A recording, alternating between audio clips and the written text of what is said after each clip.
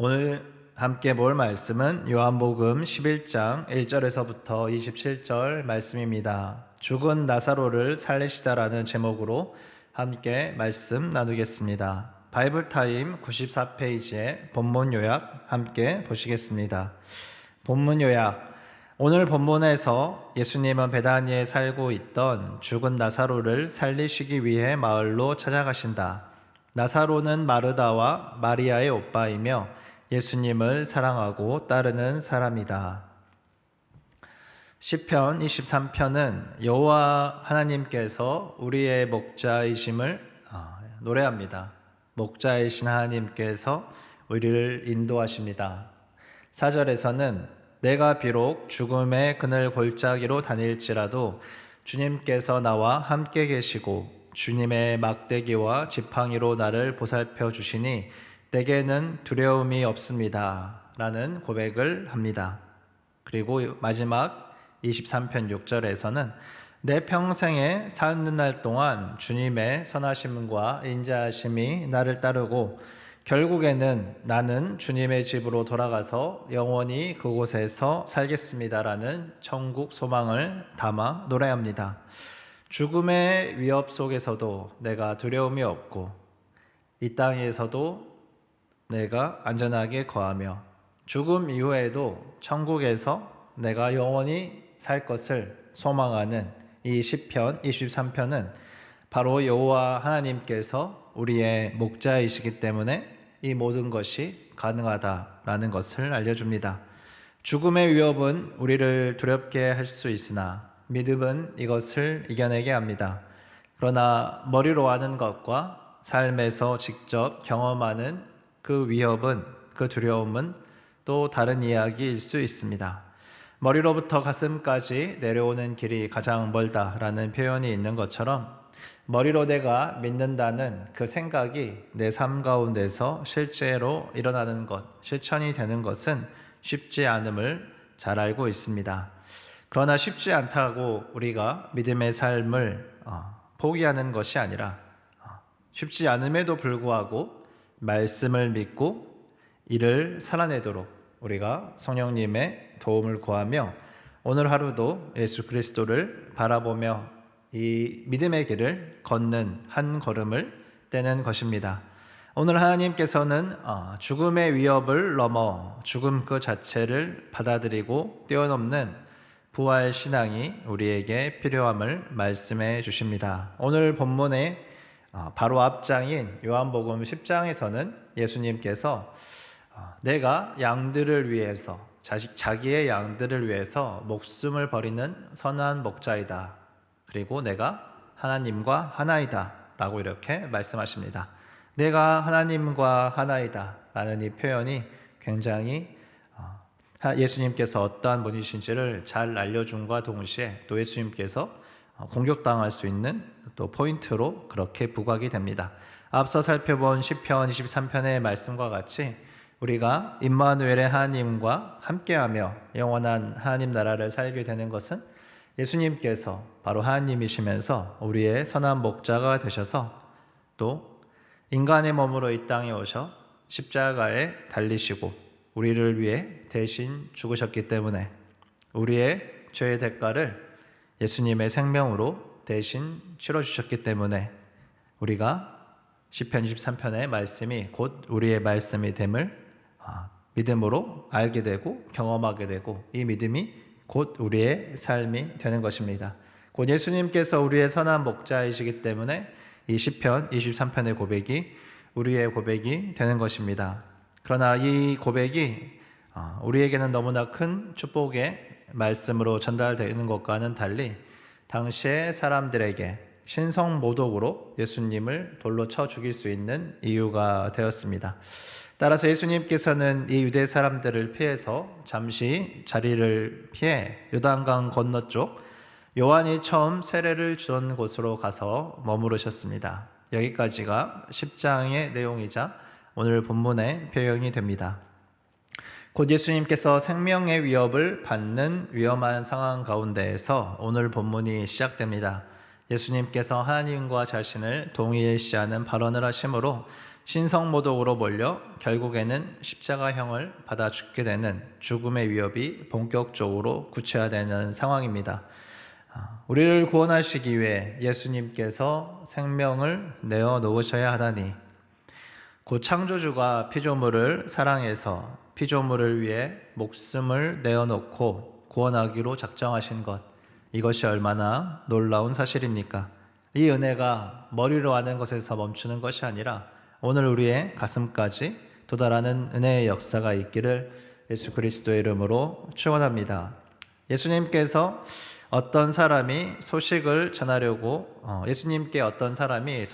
전하려고 찾아왔습니다. 이 사람은 베다니에 사는 마르다와 마리아가 보낸 사람이었습니다. 마르다와 마리아가 보낸 사람은 그들의 오라버니인 병은 든 나사로가 위급하다라는 소식을 예수님께 전달합니다. 3절 말씀을 함께 보겠습니다.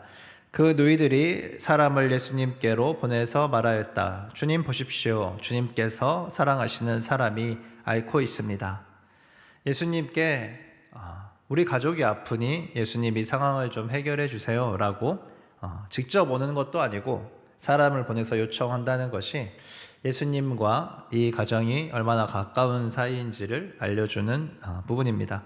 5절에 예수님께서는 마르다와 그 자매와 나사로 모두를 사랑하셨다라고 이렇게 성경은 알려줍니다. 이렇게 가까운 사람들 중 한 명이 위중하여 예수님께 사람을 보냈습니다.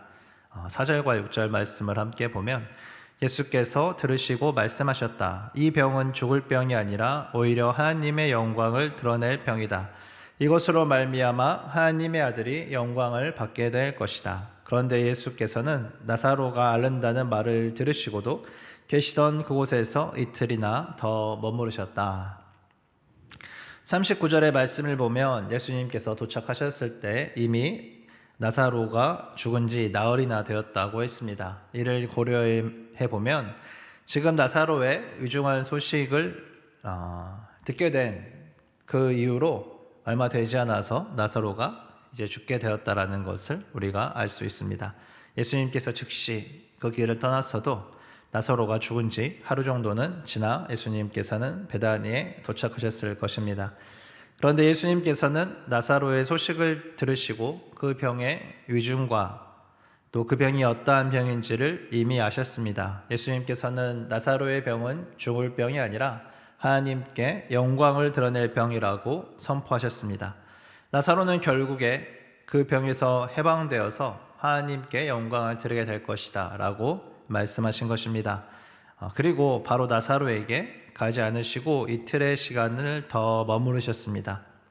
예수님께서 이틀의 시간을 더 머무르셨을 때 사랑하는 나사로의 그 죽음과 또 사랑하는 그의 자매들의 또 마음 아픔, 예수님께서는 다 알고 계셨을 것입니다.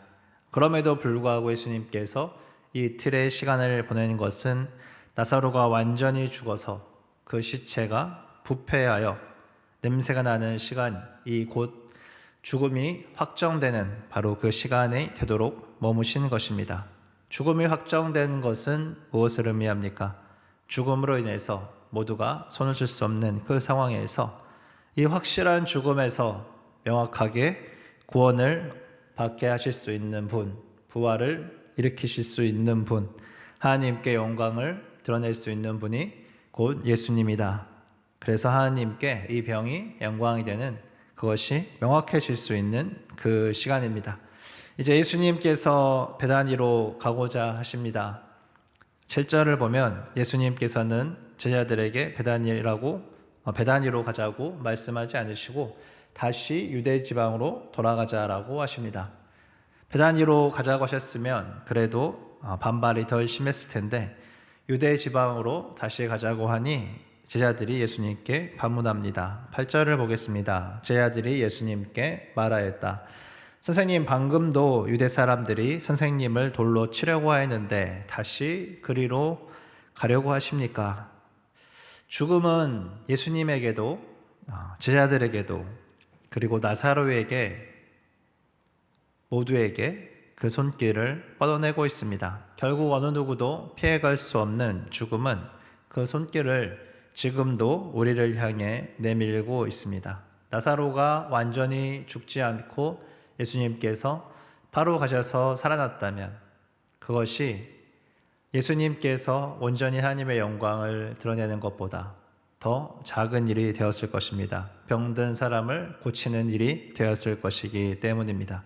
그러나 예수님께서는 이 모든 사람이 경험할 수밖에 없는 그 죽음, 이 죽음을 이기시는 분이 주님이시다. 이 죽음은 사람들에게 모두 오기 때문에 나조차 이것을 경험하면서 너희에게 생명을 주기 원한다라고 말씀하시는 예수님의 이 걸음을 온전히 걷기 위해 반드시 필요한 과정이었습니다. 예수님도 제자들도 모두에게 이 죽음의 위협이 있을 때 예수님께서는 죽음을 무릅쓰시고 사랑하는 자를 향하여 나아가시기로 결정하셨습니다.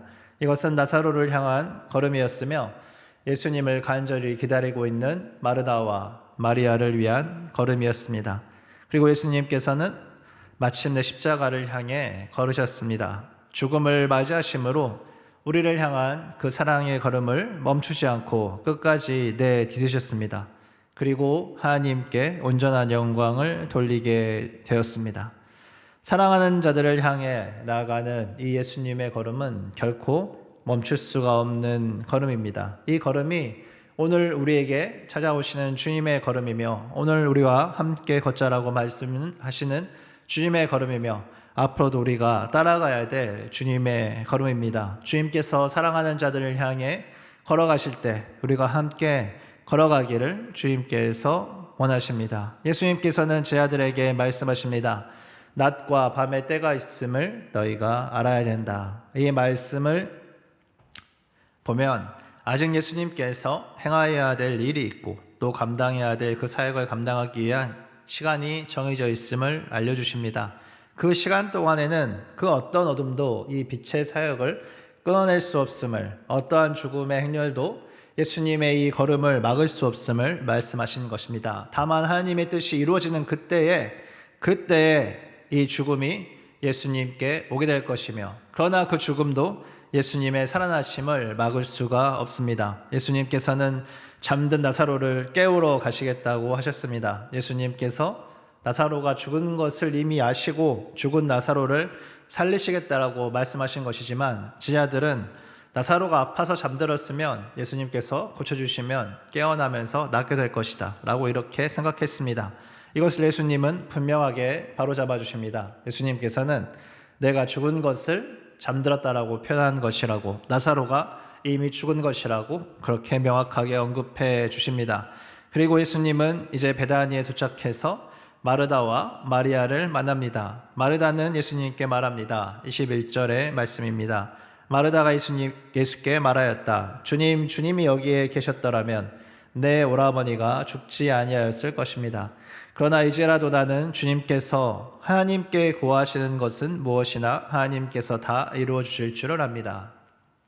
이것은 참으로 믿음의 고백처럼 보입니다. 그리고 27절까지 이어지는 마르다의 고백은 부활에 대한 완전한 믿음을 가지고 있으며 예수님을 그리스도로 온전히 영접하는 훌륭한 믿음의 고백을 한 것처럼 해석될 수도 있습니다. 그러나 보다 명확한 해석은 39절에서 보이는 행동을 참고하여 살펴볼 때 그가 자신이 여전히 예수님을 믿고 있습니다.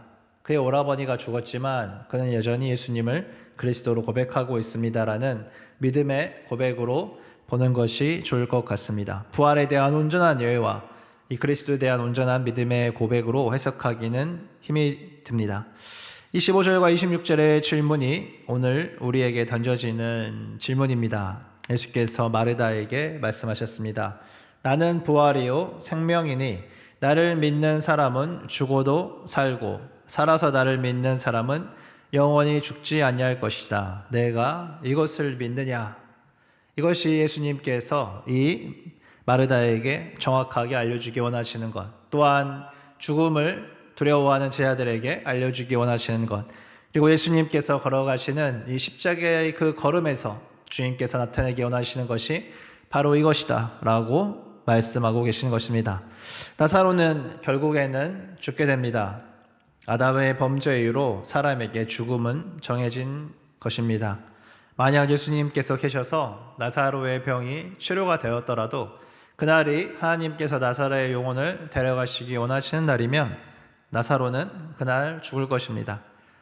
그리고 나사로가 예수님 때문에 살아났더라도 결국에는 그의 인생을 살다가 죽게 됩니다. 이러한 상황에서 마르다와 마리아가 예수님께 구한 것은 무엇입니까? 그들은 그들의 원하는 것을 구했습니다. 나사로가 지금 나와서 우리와 같이 더 살아가는 것. 그들은 죽음의 실제가 그들에게 다가왔음을 인정하고 싶지 않았고, 이별을 인정하고 싶지 않았고, 죽음 뒤의 온전한 부활에 대한 이해가 부족했습니다. 하나님께서 정하신 나사로의 그 생명의 시간과 상관없이 그들이 원하는 것을 예수님께 간구했습니다. 예수님께 친밀함으로 그들의 원하는 것을 간구하는 그 믿음, 주님의 사랑의 그 관계 가운데 주님께 기도하며 나아가는 그러한 자세가 너무 좋은 모습이지만, 또 우리가 그러한 자세를 가지면서도 오늘 분명히 깨달아야 되는 것은 우리가 그 가운데에서 이 일을 통해서 하나님께서 정말 기뻐하시는 일이 이루어지기를 원해야 된다는 것. 우리가 하나님께서 기뻐하시는 그 뜻을 알 수 있도록 주님께 또한 구해야 된다는 것입니다. 친밀함의 간구를 넘어서는 하나님의 뜻이 온전히 이루어지기를 바라는 그것을 구하는 것이 마르다와 마리아에게 필요했다라는 것. 그들의 눈이 시야가 조금 더 넓어져서 예수 그리스도께서 이루시고자 하는 그 사역이 무엇인지를 깨달아 아는 것. 이것이 오늘 사건이 일어나게 된 핵심 이유라고 봅니다. 나사로의 죽음은 지금은 자는 것이지만 죽을 병이 아니라 하나님께 영광을 돌리게 될 병입니다. 사단이 선악과를 먹어도 죽지 않는다라고 이야기했습니다. 결국에는 먹은 직후에는 죽지 않았습니다. 그러나 끝내 하나님의 말씀처럼 온 인류가 반드시 죽음에 이르는 그러한 것과 같이 노아가 120년의 세월을 세상에 한 번도 내린 적이 없는 그 비를 대비하면서, 그 비가 만들어낼 홍수를 대비하면서 사람들의 조롱을 받으며 방주를 만들었던 것과 같이, 그러나 결국 그 비가 내릴 때에는 노아의 방주만 바다 위에 떠 있을 수 있었던 것처럼 우리가 지금 눈앞에 있는 것은 도저히 말이 되지 않고 이해가 되지 않고 주님의 말씀과 주님의 뜻과 어긋나는 것처럼 보이고, 내가 기도했던 것, 또 하나님에게 주님 이것이 정말 가능할까요? 라고 우리가 생각해 만드는 그러한 불신이 틈탈 수도 있는 어떠한 현실일 수도 있지만, 우리가 결국에 바라보아야 되는 것은 하나님께서 정말로 기뻐하시는 뜻이 하늘에서 이루어진 것처럼 우리 삶 가운데 이루어진다라면, 하나님 지금 이 상황도 역전시키실 하나님의 그때에 이것을 완성하실 그 하나님, 이 일을 통하여서 하나님의 영광을 보게 될 것을 우리가 기대하면서 하나님의 뜻을 구해야 한다는 것입니다. 우리 눈에 보이는 것이 우리가 원하는 것이 아닐 수도 있습니다. 우리가 원하는 것이 그 시점에 이루어지지 않을 수도 있습니다. 우리의 소원이 절망이 되는 바로 그 상황에서도 하나님의 말씀과 언약은 영원히 변하지 않는다라는 것. 예수님께서는 여전히 그 사랑의 걸음을 계속해서 걸으시고 계시다라는 것을 우리가 깊이 묵상해 보면 좋겠습니다. 우리에게도 죽음은 반드시 다가오고, 우리가 원하는 것이 원하는 시간에 오지 않을 수도 있으며, 우리가 원하는 것이 하나님의 뜻보다 더 작아서 주님의 뜻이 온전히 이루어져야 될 때도 있습니다. 그러나 예수님께서 사랑하는 자들을 향한 그 걸음을 멈추지 않으셔서 우리에게 구원을 허락하셨고, 이제는 다시 오시는 그 걸음을 준비하고 계심을 우리가 믿음의 눈을 틀어서 바라볼 수 있기를 예수님의 이름으로 축원합니다. 결국 예수님께서 부활이요 생명이심을 증거하였지만, 이것을 알아도 예수님의 십자가 앞에서 남아있던 제자들이 누구였습니까? 죽음 앞에서 다 도망가 버렸습니다.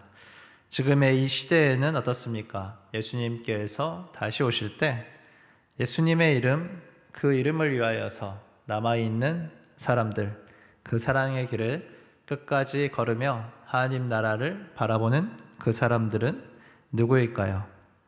내가 그 사람이 되도록, 또 우리 공동체가 바로 그러한 공동체 되도록 성령 하나님, 오늘 우리를 또한 도와주시옵소서. 우리가 함께 기도의 자리로 나아가 주님께 아뢰면 좋겠습니다. 함께 기도하시겠습니다. 사랑이 풍성하신 아버지 하나님, 감사합니다. 우리를 사랑하셔서 이 죽음의 길을, 반드시 죽어야만 하는 그 길을 거침없이 멈추지 않고 걸어가신 우리 주 예수 그리스도의 사랑을 우리가 오늘도 받은 자들로 살아가기 원합니다. 주님께 감사하게 하시고 하나님께서 이루어 가시는 일들을 기대하게 하시고, 우리가 먼저 주님의 나라와 그 뜻과 그 일을 구하며 하나님께 영광 돌리게 하소서. 그리고 주님께서 이루어 가시는 일들을 보며 하나님께 온전히 영광 돌리며 하나님을 기뻐하는 주님의 증인들로, 다시 그 사랑의 걸음으로 우리를 찾아오실 주님을 기쁨으로 맞이하는 자들로 주님 우리가 설 수 있도록 주의 도우심을 간절히 구합니다. 주님 함께하여 주시옵소서. 감사드리며 예수 그리스도 이름으로 기도하였습니다. 아멘.